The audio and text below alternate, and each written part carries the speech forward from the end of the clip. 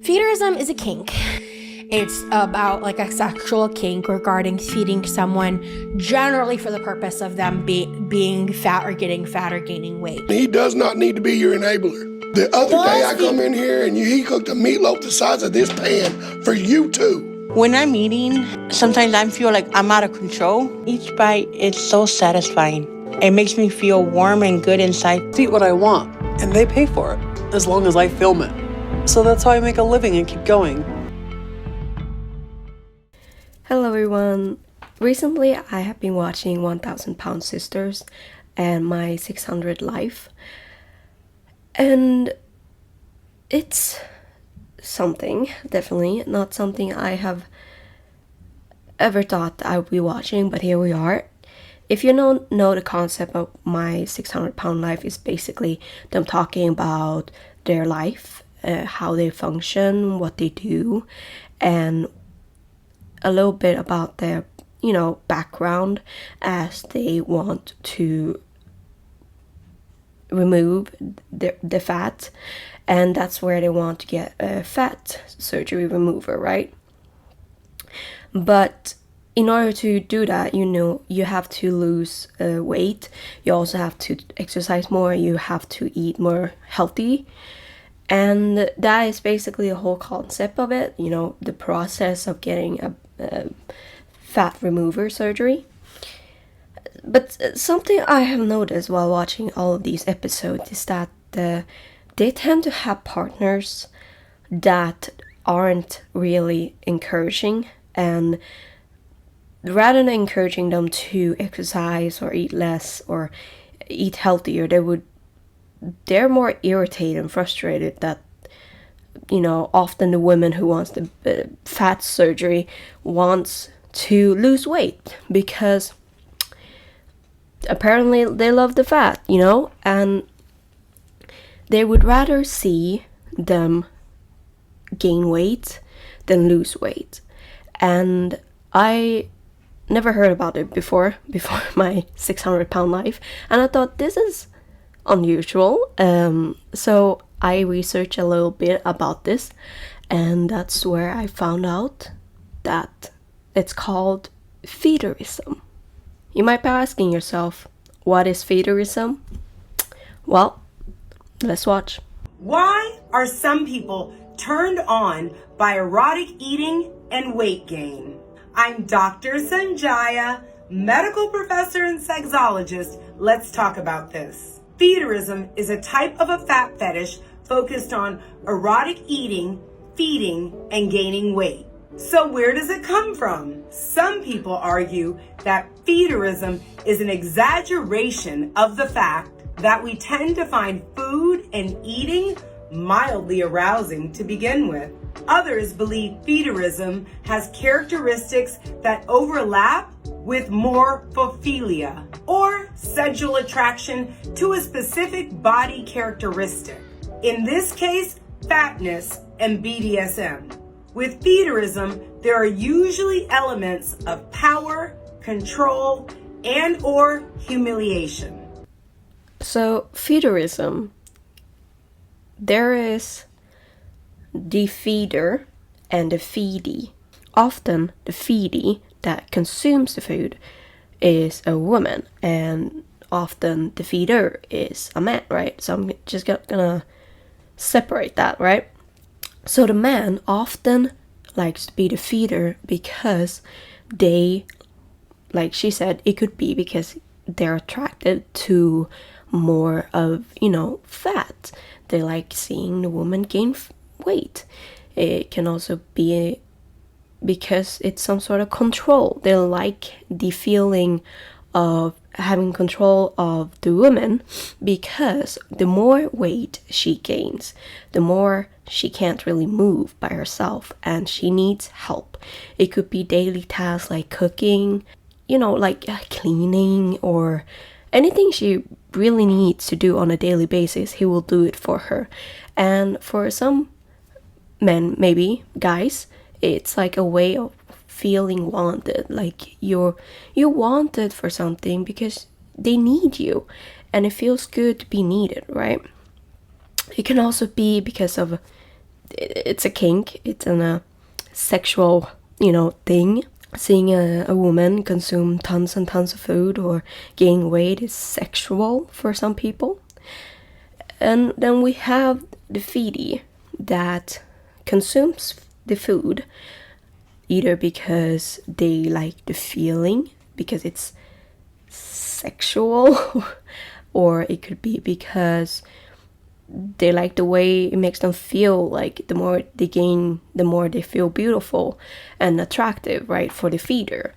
And it could also be, because it's a safe place, right? Because like when it comes to food, some of us, kind of me sometimes I'm like this, right, where put in a situation where you feel bad, like really bad, and you had a terrible day. Let's say, for example, for me, had a test, right? I had a test, horrible, right? Went freaking horrible. The first thing I'm thinking, right? I'm gonna go to the store. I'm gonna buy snacks, and I'm gonna walk home, eat my snacks, and just take the rest of the day just chilling, right? And it's kind of like that, right? Because when you eat food, you kind of feel safe. It feels comforting to eat food, and it's a way for the feedee to feel like this is my safe place. This is what I like to do. I like to eat, right? It makes me feel good. I can relate. So what does feedee do, like in this feederism community, right? And one of the things you can do as a feedee is that you can work as a feedee. And I would say it's kind of like being a mukbanger. And if you don't know what mukbanger is, it's basically people who film themselves eating in front of camera on YouTube. Like, basically they eat food. And I have been in the mukbang communities for like many, many years. And I can tell you the reason why I watch mukbangers, or mukbang, food, people inhaling food, not as much as a feedee does, or a feederism community wants. Well, firstly, mukbang came into, globally, because I think it was like from Korea or Japan, where people socially eat together, and it became a sort of like comfort to be eating with somebody else. But people tend to eat alone nowadays, right?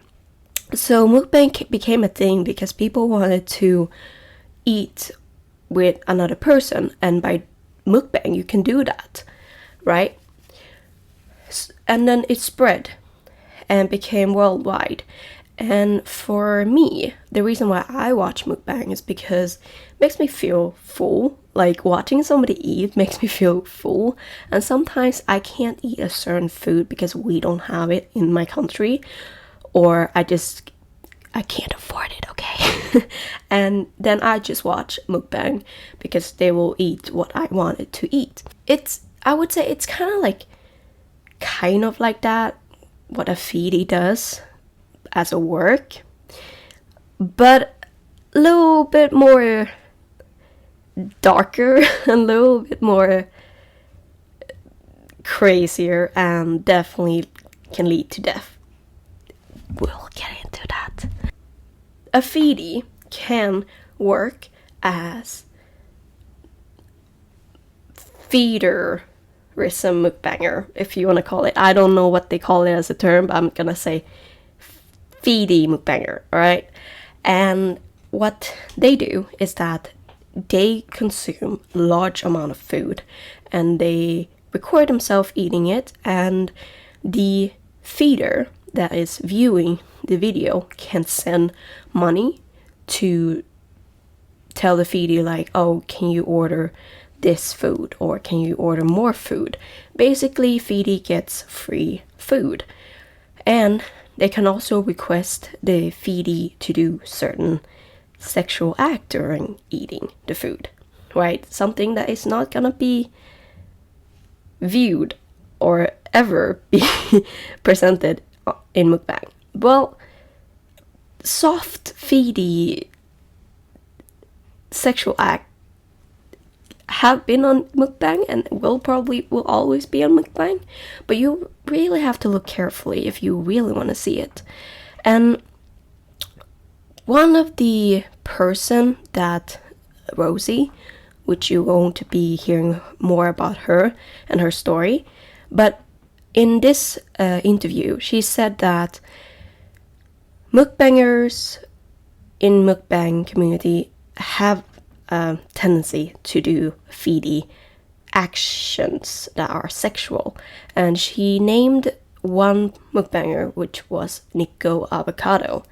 If you don't know who Nico Avocado is, he's basically an American mukbanger, started as a vegan actually, and then he proceeded to, I don't even know what to say about that, but he does do some sexual acts or acts that a feeder would like to please them. And that's kind of like what a feedee does if she decides to work in that field. A feedee's free food can look like this. What I eat as a feedee for free. Buffalo Wild Wings. That is such a delicious food, bro. I would love some of that. But now just like imagine eating like this, right? Not just like one time, but a feedee records, I think minimal is like 5 times a day, and you get, free food from your viewer, the feeder, and you eat like this like 5 times a day. You can probably calculate that is a lot of calories in one day, and that's how they gain weight, heavily gain weight. And it's easy for the feedee to get into this trap, honestly, because like there's drive-thrus, there is ways to get food without having to move yourself, and if you don't have to move yourself, you probably have a partner who is probably a feeder that will bring food to you, right? And I wanted to know a little bit like what it's like working in this field. Like, what is the reason a feedee would like to work like this? That's where I find a clip. If you want to watch the full video, you will have to go to her YouTube channel. I can't pronounce her name, but you will see here. I'll sit down and eat like an ungodly amount of food. And there's many people who find that very, very sexy. I find it very sexy. For me personally, it's not necessarily the food that turns me on. It's more so the sensation of fullness. And with that fullness, there's just a lot of pressure happening down there and whatnot. And it's very erotic for someone who's into it. And from, the feeder's perspective, my past partners, they get off. It can vary, but on, watching this girl who was tiny and little just blow up, just completely swell out of her clothes, and knowing it's because of them feeding. So it can definitely take a couple different perspectives. So in this interview, she works as a feedee, recording herself eat. Viewers pay her by free food or money in order for her to continue this, right? It's like work for them, right? And she explained her reason why she likes being a feedee. And, like we said, it could be erotic, it could be sexual, but it could also be just like the feeling of it, Now, I personally don't know what that feels like. I don't feel that. I feel happy eating, but she went more in depth about why a feeder would want to watch. And this is where I started to find the issue, the pattern that I talked about in my 600-pound life, where their partner were not encouraging at all when it came to their partner wanting to lose weight. And like she said, they like seeing a small woman, grow more and more until she can't walk anymore. That's like the attraction. And what makes it even worse, if your partner is a feeder, they would want you to be like completely like can't walk at all, like spending no calories at all, just like sitting in the sofa or whatever, and they will take care of the rest. They love that feeling. And that's where I became more disturbed. I became disturbed of the thoughts of that because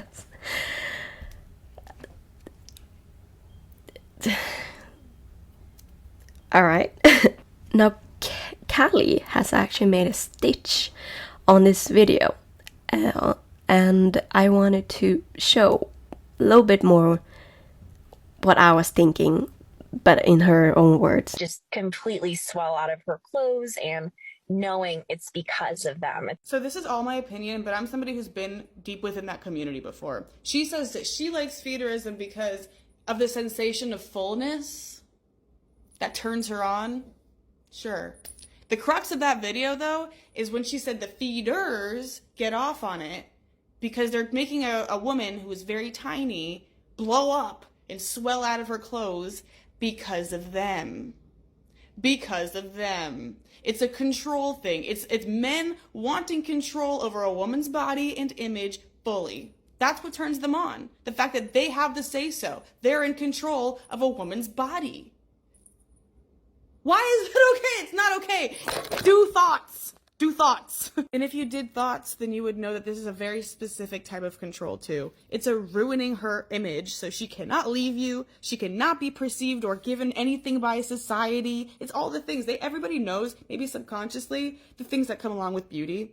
And men ripping that away from the woman, which, don't come at me saying that fat is not beautiful. That's not what I'm saying. But you know that society treats fat women different. And they get off on that.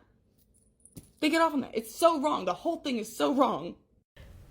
And this is a little bit what I was trying to say, but I do get her point. There is, some truth to the things she says. The could be because they get turned on by seeing a woman grow more and more, and it could be about ruining her image, because we know that beauty takes you, what's it called? Beauty takes you long way. Beauty makes you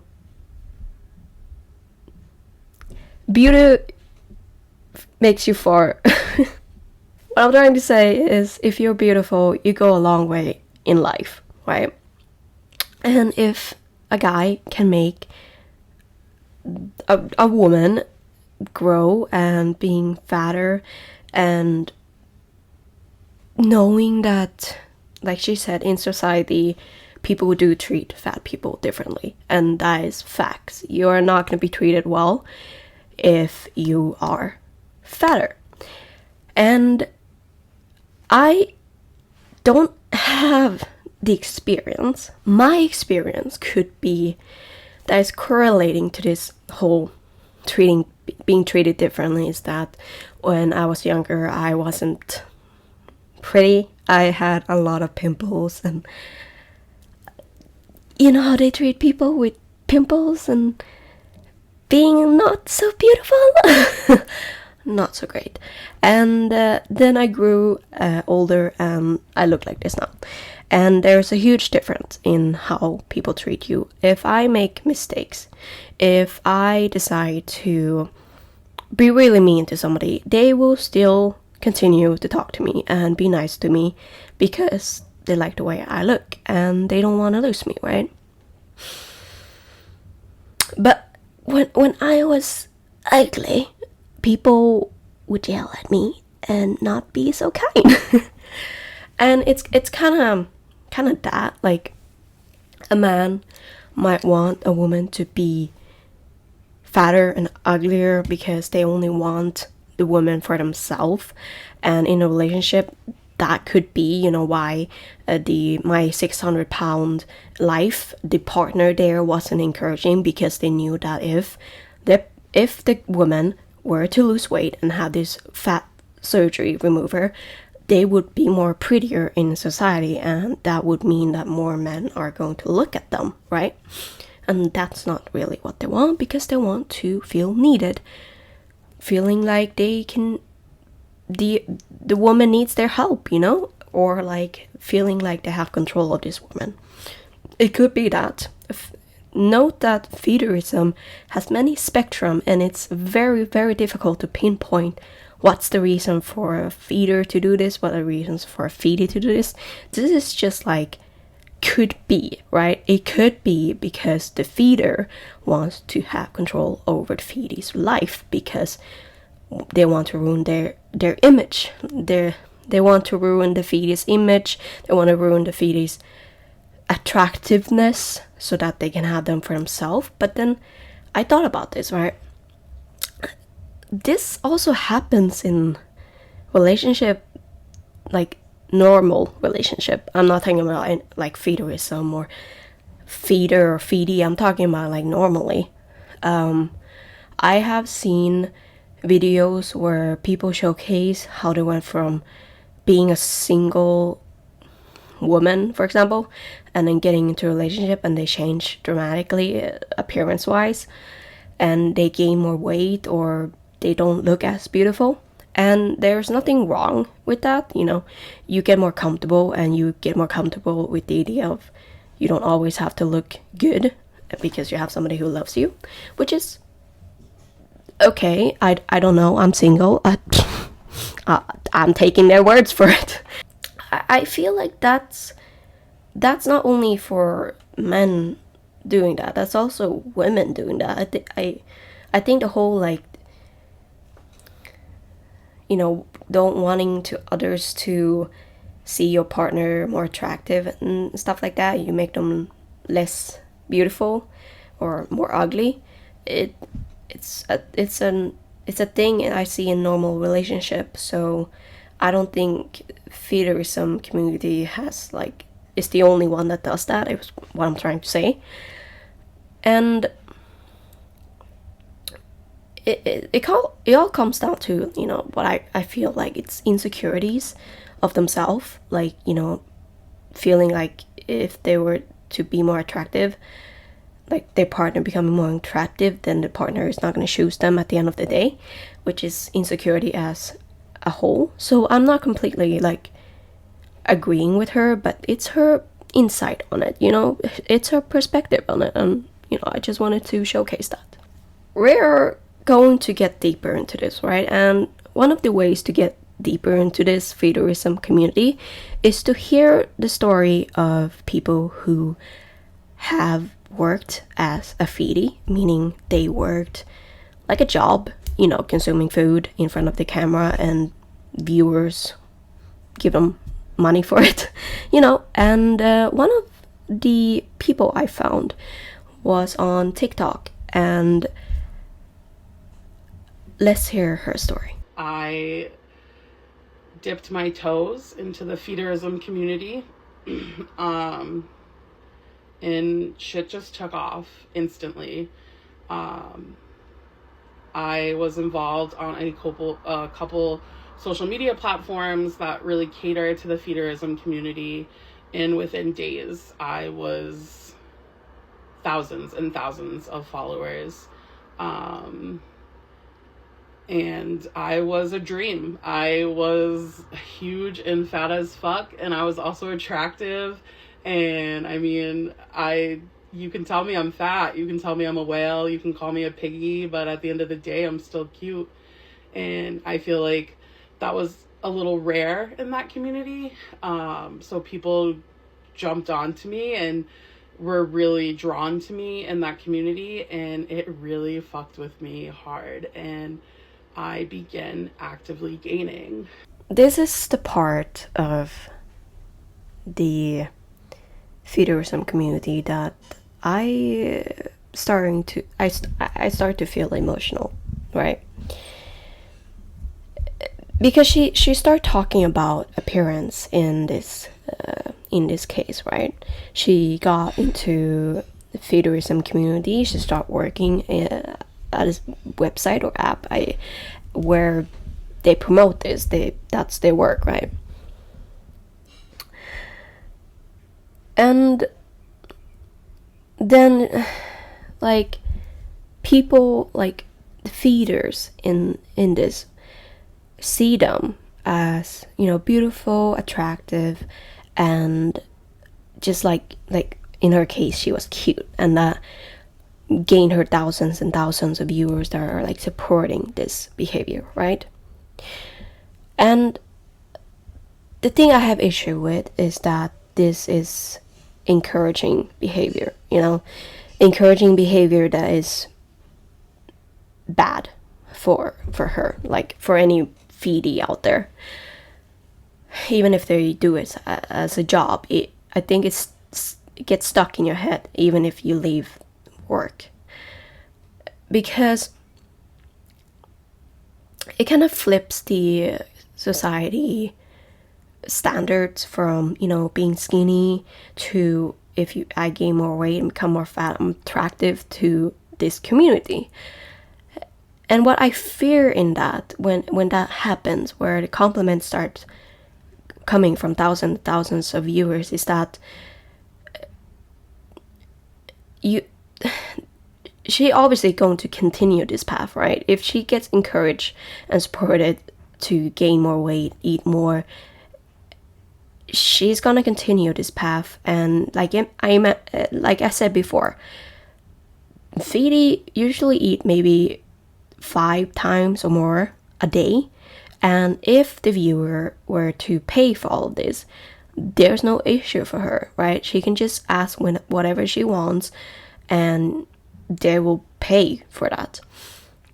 And that's where, you know, obesity happens, and that's where you get into the danger zone of getting closer and closer to not being in this world.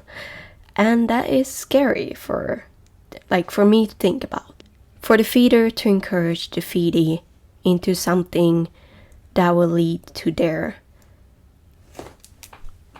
not being here anymore. It's scary, because just imagine if you were to be told, like, for many years that you're beautiful as long as you continue to eat and gain weight. And maybe at the back of your mind you would think to yourself, like, this is gonna be the end of me if I continue like this. If I eat like 5 times like that, like the feedee on the clip I showed before did, how long would you last? Like, how long could a body take before eventually you will get to the hospital? And that's the danger of this, right? Because then food doesn't just become something enjoyable, like, you know, like me getting a snack when I had really bad time during a test and eating it to comfort myself. It would be me going to the store 5 times a day to comfort myself, but like get more and more and more and more every single day. It will not be a comfort and joy anymore. It's basically, I don't know what it is, but it's not something enjoyable. It's not comforting anymore. It's like I guess it's like an addiction, where it's like you have to continue this because this is being encouraged, and you feel like you need more and more and more, and the large amount of food is gonna expand over time because, you know, you get used to the amount you eat, and then just on top of that, having a feeder as your partner encouraging this, and this is like thinking about my 600-pound life. No wonder it's a little difficult for people who is in the show to succeed. And, you know, often when they succeed in getting a fat surgery remover, they leave their partner, or they don't leave their partner and don't get the fat remover surgery and live like that for the rest of their day, because they don't realize that their partner, a feeder, is encouraging this, that it leads to their demise of not being here. And the more, you know, once you realize what it's about and you start watching the My 600 Pound Life after, you I get pretty sad. I get pretty sad seeing their partner bashing them for wanting to exercise or eat healthier, because the feeder don't care if they live or not. They just want to see them gain weight, and that's horrible. I thought I had found a community that was accepting of me, that loved me, that wanted the best for me, that was gonna take care of me. I had men daily that told me when I am immobile, I can lay in my bed all day and they'll feed me and they'll wash me and they'll do my laundry and the chores, and I won't have to move a muscle, because moving muscles is burning calories, and you don't do that in the Feederism community. So this is gonna be a little bit of deeper, darker side of Feederism community, and I advised people who's a little bit more sensitive that it's gonna get closer to the not being here, alright, due to food, alright, being forced by a feeder. And if that is something you're not comfortable with, I recommend you to skip this part. I thought that was the life I was destined to live, because that's what I thought I was worthy of. I met 2 people from that community in person, in real life, and that's when I was introduced to death feederism. I went on a date with one man, and he wanted to feed me to death. And the amount of food that I ate in that one night, I have never consumed that much food in a whole day in my whole life. And I'm talking maybe 6 hours. And I truly thought I was going to die. Like, there was a moment where, like, I couldn't continue eating, and it was still getting shoved in my mouth. And this is where the concern of mine became reality. The concern of, you know, if you get praised and getting things you never have ever been given before, and then plus this part of the feeder's fantasy.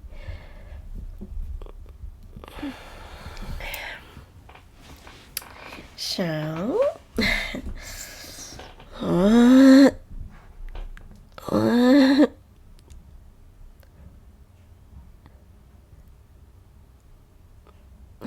I have no words, because, like,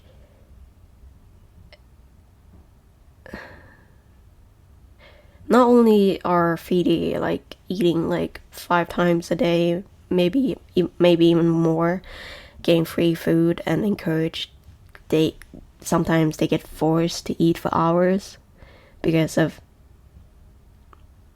that fantasy. All right.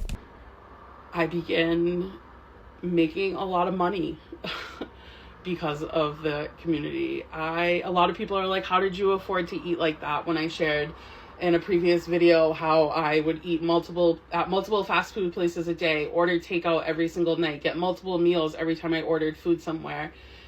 It wasn't coming out of my pocket. I was getting money sent to me, Cash App, DoorDash, gift cards, PayPal, Venmo on the daily, all day long. And like 90% of the time, that's all it was a transaction. Once in a while, someone would be like, hey, I'll send you this, but you need to send me a picture of you eating it, or you need to send me a video of you eating, or you need to send me a picture of the receipt so I can see how much you ordered. But again, like that was 10% of the time. 90% of the time, these guys were just getting off knowing that they were filling my stomach. Working as a feeder, you get free food, right? Being encouraged that way, and then also slowly, I started to understand that it turns to objectification. The last part where she said that 90% of the time it's because they feel sexual, like because they fed her, and that's like objectification, like that.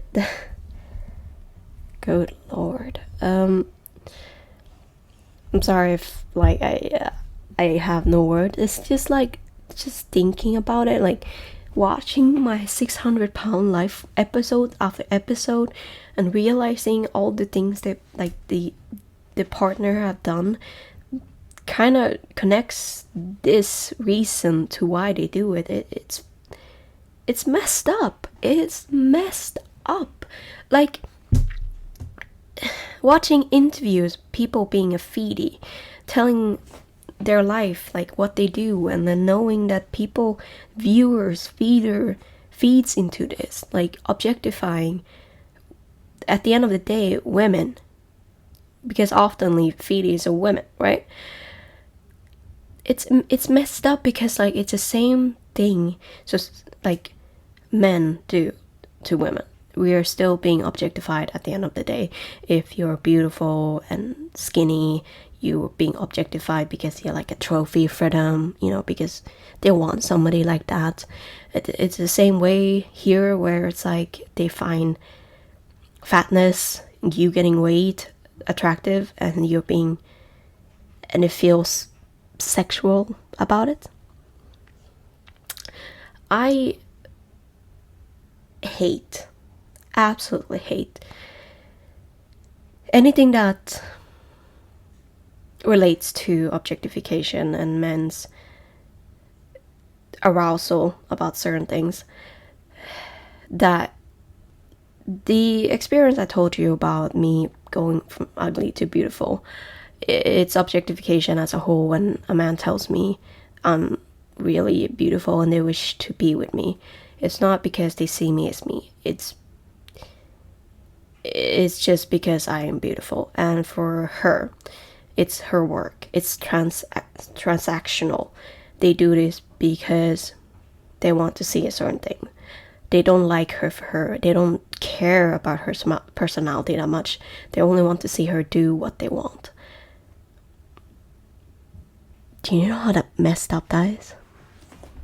And the end goal was death. Like, they wanted to feed me to immobile to the point, like, wanted me to be on oxygen, wanted me to not be able to get out of my bed, wanted me to not be able to use the bathroom on my own. And like, holy shit. And this is like these disturbing things that once you find out about Feederism and its dark side, rewatching all my 600-pound life or anything that relates to this topic has been quite sad. And honestly, yeah, it was sad watching it, because like, again, they did this because like they're getting encouraged, they're being loved, they like the attention. Who doesn't like attention? And then finally like realizing that it doesn't matter who you are as a person, they just like seeing you eat. Same way as in my experience, they just like the way you look. And same here. The way you look, the way you eat, the way you gain. And it's really, really sad at the end of it. Because once you realize that, like, not my experience, but her experience, once she realized that, I don't think it was that fun, working as a feedee anymore. Because, getting all those DMs from guys, it doesn't feel great anymore. Because you know what they want, and what they want will lead to you not existing anymore. We have another woman that tells her story with Feederism community, and she is more in-depth about it. I definitely recommend you to watch the interview, the full video, because it's quite interesting and you get way more in-depth, and there is darker stuff that I will not bring up in this video, because if I did, it's gonna be a long video, and also I don't feel comfortable sharing it here because I don't know the full detail, right? It's complicated, too complicated for me to be able to tell it. So watch the video that Rosie is gonna tell you. And I want you to explain too what feederism is. Feederism is a kink that is a part of some of the plus size spaces. It's hotly debated. There are a lot of people that are super against it. There are a lot of people that are really for it. And at its essence, at its most innocence, it's about like a sexual kink regarding feeding someone generally for the purpose of them being fat or getting fat or gaining weight. Because if you want to talk about cults, the feederism community has some serious cult-like mentality. Well, I feel like all of those kinks and stuff like that, they go a lot deeper than just being a kink a lot of times. You know what I mean? And it can get really, really dark fast. Because like you said, like I feel like there's levels of everything. That's right. There's like the people that, because like I recently discovered the term food play, and that sounds fun. That sounds great. That's like the strawberries and whipped cream and chocolate sauce in the bedroom kind of stuff. Mm-hmm. Or like maybe getting spicy with like a pizza slice or something, just like having the play of sensory. There's nothing wrong with that. Like I genuinely do believe that. But when you're getting into feederism, that's where like the umbrella opens, and it's like there's the weight gain kinks, there's the immobility kinks, there's the death feederism. She's gonna get into more kinkier side of feederism community, and I will have to warn you, going past this already, if you haven't felt anything beforehand, that is quite the community, right? I'm not gonna get that further into different likes of feederism community. She talked about it very briefly. I most of the case not gonna research about it because just the basic understanding of what that is was enough for me. And if you want to know more, do your own research. I'm not going past this. Like I said, this is already a lot to me, and I'm already freaking shocked about the amount of things I found out just by wanting to watch my 600-pound life and just wanting to know why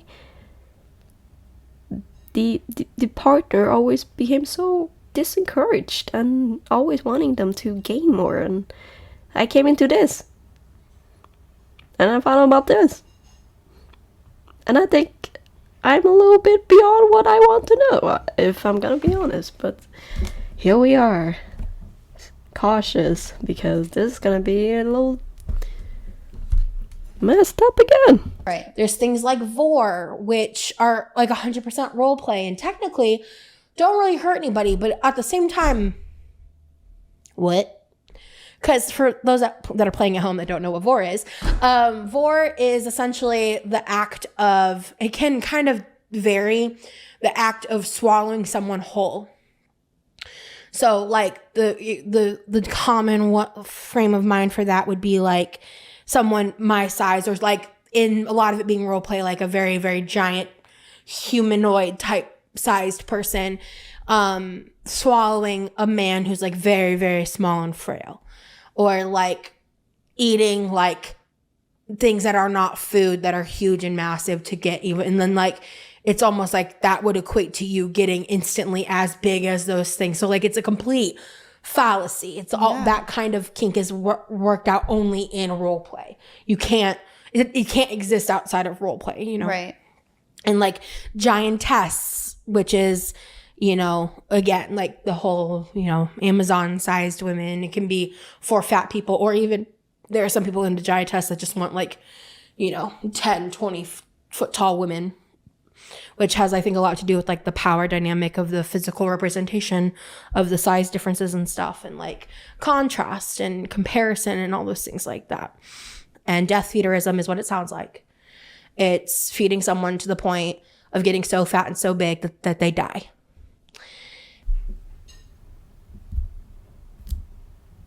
She does talk more about detail about the death feederism and her story with it, and it was disturbing, to say the least. And I think it's better if you just watch the video and find out the whole detail yourself. I don't feel comfortable retelling her story because there was so much detail and so much things that gets complicated, and if I simplify it trying to retell her story, it's not gonna be the same. And yeah, just like if you're interested in the whole kinkier side of feederism community, I highly recommend you to watch it yourself. I'm not gonna get further into this because it's quite complicated, and if I try to retell what it is, it doesn't do it justice, let's say that. So from 2019 till the end of 2021, I did like amateur, like more underground adult work because I really needed the money. And that was when a friend told me about a website that's basically like a social media website for feeders and plus size people. And you don't have to be a feeder or a feedee to be on it, which a feedee is the person that the feeder feeds. A common trait, not only in like interviews I've seen when a feedee have an interview, is that they often, you know, due to their weight, they can't particularly, you know, work outside and, you know, walk that, you know, they don't last that long, you know. So their option is limited, and one of the easiest way to make money for them is to be a feedee mukbanger. And just for me, I just seen so many of like the different interviews they have made, and it just like think about like you're trapped financially too, you know. That's even worse for me, like thinking about it. One of the reasons why many feedee might not want to lose weight or stop eating the amount that they do is because financially they can't stop. They can't stop because, you know, in order to survive in this world, you need money. And if that's the only way you can make money, I'm pretty sure you will continue doing it, even if it will be the death of you. When you were doing that fetish on your own, was that, and like you were catering to other people that had that fetish? Yes. So basically, like how did that operate? Like, yeah. So basically, I mean, for example, one weekend, some guy gave me $600 to have, and the only stipulation is he wanted me to spend it on food. They would pay for content regarding, like, basically I would just do salacious mukbangs, but you know, the kind of what you wouldn't put on YouTube. I never posted any of that content on mainstream platforms, even if it would have technically been safe for work, because I do have a lot of issues with the mukbang industry, and like specifically it's a very like touch and go, because there are some that are genuinely innocent and provide like a certain level of entertainment that's not sexualized, but then you've got people like Nikocado Avocado, you know, very clearly catering to the fetishists. I could write I could perform a 2-hour video essay on what the fuck Nicocado's doing, but you know, and it's for the money. And it's just, I find a lot of frustration. It's like, if you're going to do that, keep it to the adult platforms. Like, kids watch this shit, and it's normalizing. There's certain things that are normalized in that style of content that is not healthy or good. If you really think about it, the only ever validation I've ever received for my physicality has been related to my fatness. Yeah.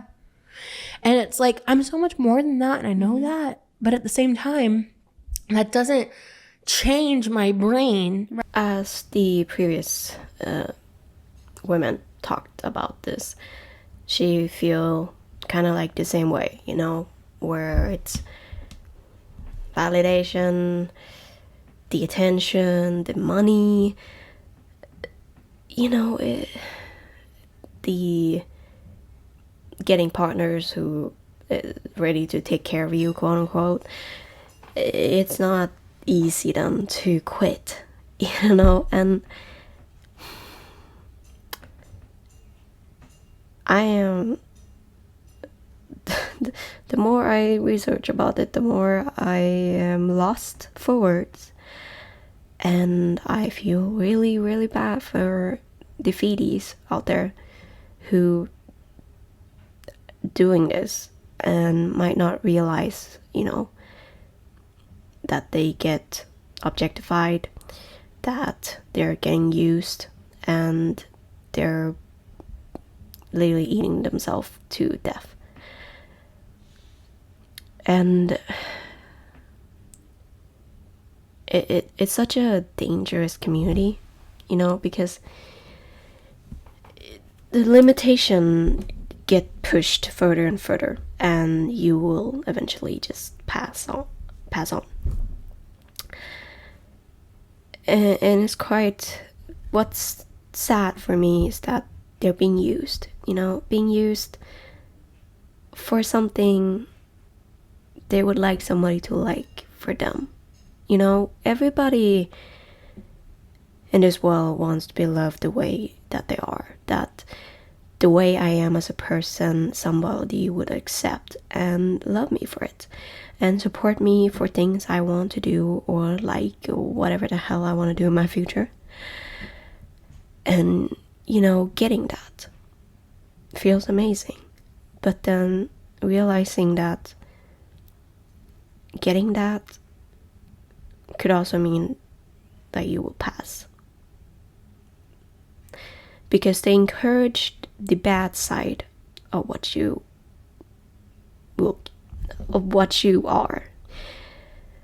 It's like if somebody is really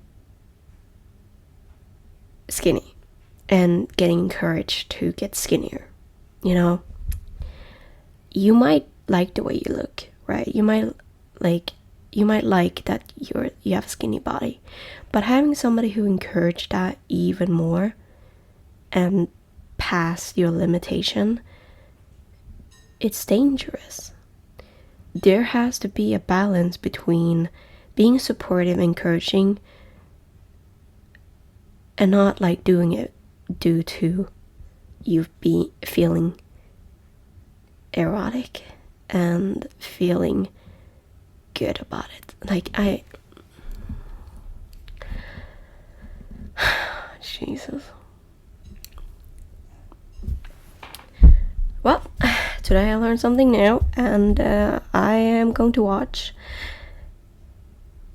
I don't even know if I want to watch My 600 Pound Life anymore. It's so sad. Oh, it's so sad. Alright. Peace.